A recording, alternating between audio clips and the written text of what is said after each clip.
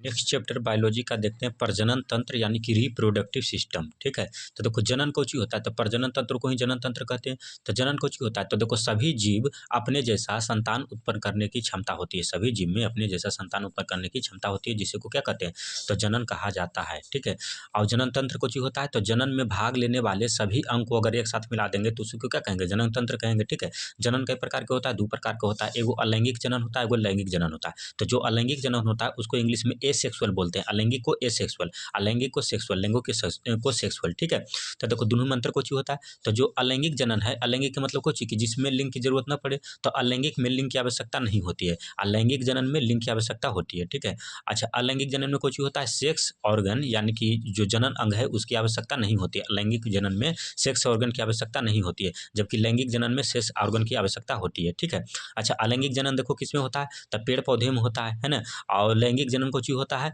तब लैंगिक जनन जो है वो हम लोग में भी होता है, पेड़ पौधे में भी होता है। देखो कैसे, तब पेड़ पौधे में अगर जड़ तना अपत्ति के माध्यम से जनन होगा तब कहेंगे अलैंगिक जनन। ठीक है, और जब पेड़ पौधे में फूल के माध्यम से जनन होगा तो उसको कहेंगे लैंगिक जनन, है ना। यानी कि फूल छोड़ के और कोई भी अंग से जनन होगा तो उसको अलैंगिक जनन कहेंगे। ठीक है, अब देखो और कहाँ होता है अलैंगिक जनन, तो एक कोशिकीय जीव में होता है। एक कोशिकीय जीव में तो ऊतक होबे नहीं करता है ना। जब ऊतक नहीं होगा तो अंग कहाँ से होगा, है ना। तो एक कोशिकीय जीव में कहाँ से अलैंगिक जनन होता है। ठीक है, अब देखो लैंगिक जनन किस में होता है, तो लैंगिक जनन के लिए बात करेंगे तो मत्स्य में यानी कि मछली में, उभयचर में यानी कि जल और थल जो दोनों पर रहता है इसमें लैंगिक जनन होता है। मत्स्य यानी मछली में लैंगिक जनन होता है। सरीसृप जिसको रिक्टेलिया बोलते हैं उसमें लैंगिक जनन होता है। एबीज जिसको पक्षी बोलते हैं उसमें होता है लैंगिक जनन। स्तनधारी जिसको मैमेलिया बोलते हैं उसमें कुछ होता है लैंगिक जनन होता है। ठीक है, अब देखो अलैंगिक जनन की बात करेंगे तो किसमें होता है, अमीबा में लैंगिक जनन होता है, अलैंगिक जनन होता है। पैरामीशियम में अलैंगिक जनन होता है, यूग्लिना में अलैंगिक जनन, प्लाज्मोडियम में अलैंगिक जनन,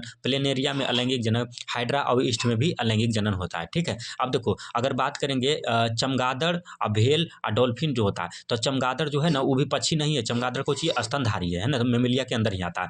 अब व्हेल और डॉल्फिन जो होता है मछली नहीं होता है, ये भी कोची में आता है तो स्तनधारी में ही आता है। कौन, व्हेल और डॉल्फिन, है ना। और यही चलते कोची अपने बच्चों को दूध पिलाता है, कौन, व्हेल और डॉल्फिन। अब देखो अलैंगिक जनन के बारे में पढ़ते हैं, उसके बाद फिर पढ़ेंगे लैंगिक जनन के बारे में। तो अलैंगिक जनन के प्रकार यानी कि एसेक्सुअल रिप्रोडक्शन टाइप। तो अलैंगिक जनन के देखो 4 प्रकार हो गया, पहला विखंडन, दूसरा मुकुलन, तीसरा पुनरुद्भवन और चौथा हो गया कायिक, है ना। तो देखो विखंडन कई प्रकार के, तो विखंडन में भी 2 प्रकार के, एगो द्विविखंडन एगो बहुविखंडन, द्विविखंडन और बहुविखंडन। तो द्विविखंडन जनन किस में होता है, तो 3 गो में, amoeba, paramecium, Euglena, amoeba, paramecium, Euglena, amoeba, paramecium और यूग्लिमा। ये जो 3 चीज है इसमें कई कुछ होता है तो द्विविखंडन द्वारा जनन होता है। ठीक है, अब बहुविखंडन किस में होता है, तो प्लाज्मोडियम और जीवाणु में, प्लाज्मोडियम और जीवाणु में, है ना। प्लाज्मोडियम और जीवाणु, हम बोले ना कि मादा में एनाफ्री जो मच्छर है वो शरीर में प्लाज्मोडियम छोड़ता है और पूरे शरीर में फैल जाता है, उसके बाद मलेरिया हो जाता है। तो बहुविखंडन किस में होता है, तो प्लाज्मोडियम और जीवाणु में, प्लाज्मोडियम और जीवाणु में, है ना। बहुविखंडन 2 गो में, एगो प्लाज्मोडियम एगो जीवाणु में।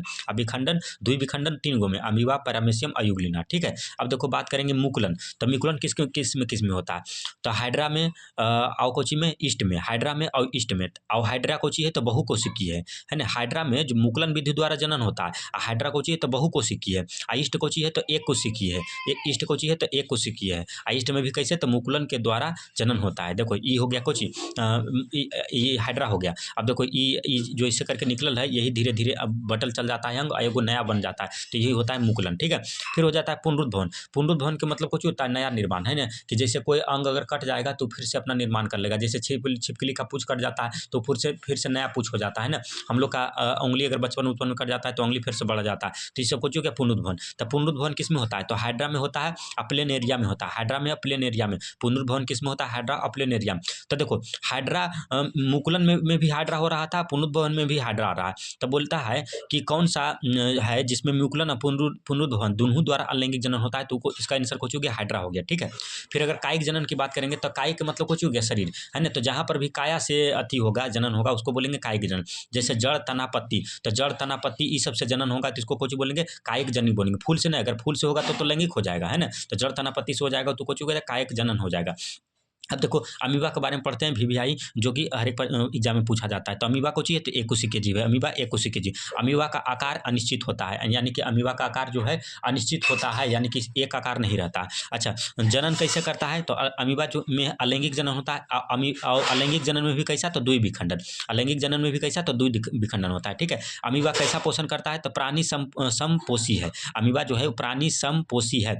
अमीबा जो है प्राणी समपोषी है। ठीक है, अमीबा जो है भोजन कौची की मदद से करता है? तो कुटपाद की मदद से। अमीबा अमीबा अपना भोजन कुटपाद की मदद से करता है। अमीबा अपनी भोजन कुटपाद की मदद से। और कुटपाद को इंग्लिश में कौची बोलते हैं? तो स्यूडोपिया। स्यूडोपिया कुटपाद को इंग्लिश में स्यूडोपिया, कुटपाद को इंग्लिश में स्यूडोपिया बोलते हैं। ठीक है, अमीबा का प्रचलन अंग कौची है जो उसको चलने में मदद करता है? तो अमीबा का प्रचलन अंग कुटपादे है। अमीबा का भोजन जो है कुटपाद की मदद से करता है, अमीबा का प्रचलन अंग भी कोई क्या है? तो कुटपाद ही है। ठीक है, अच्छा, अमीबा को भोजन ग्रहण और उत्सर्जन करने के लिए कोई कोई फिक्स अंग नहीं होता है, इस चलते इसको अनिश्चित बोलते हैं। तो अमीबा में भोजन के लिए और उत्सर्जन के लिए कोई निश्चित अंग नहीं होता है, यानी कि अनिश्चित होता है। ठीक है, और देखो अमीबा जो है वो भोजन कौची की भोजन का पाचन कहाँ से करता है? तो रसधानी से। अमीबा में भोजन का पाचन कहाँ होता है? तो रसधानी में। अमीबा का भोजन का पाचन कहाँ? तो रसधानी में होता है। ठीक है, और देखो अमीबा भोजन में कौची करता है? तो एगो शैवाल हो गया, डाइटम हो गया, और छोटी छोटी एक कोशिकीय जीव। शैवाल, डाइटम और छोटी छोटी एक कोशिकीय जीव जो है अमीबा भोजन में करता है। ठीक है, तो देख लिए अमीबा के बारे में। अब देखते हैं युगलिंगना और पैरामेसियम के बारे में, है ना। तो युगलिना और पैरामेसियम जो है इसमें भी द्वि विखंडन होता है, है ना। कौची होता है? द्वि विखंडन होता है। तो देखो युगलिना में प्रचलन अंग कौची है? तो युगलिना में फ्लेजिला। फ्लेजिला युगलिना में प्रचलन अंग फ्लेजिला। युगलिना में प्रचलन अंग कौची हो गया? फ्लेजिला। अब पैरामेसियम में प्रचलन अंग कौची हो गया? तो सीलिया। सीलिया जिसको पचमाभी भी बोलते हैं, पचमाभी बोलते हैं, है ना।